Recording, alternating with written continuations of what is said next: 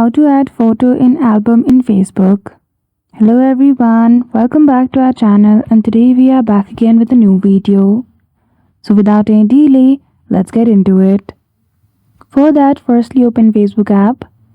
Click on your profile icon. You can simply click on your profile picture at the top left corner. Now here, click on what's on your mind. Simply type a caption and then choose the picture which you want to upload. I'll simply type sunset as I want to upload a picture of sunset. Now as I've edited this picture, I'll simply click on done.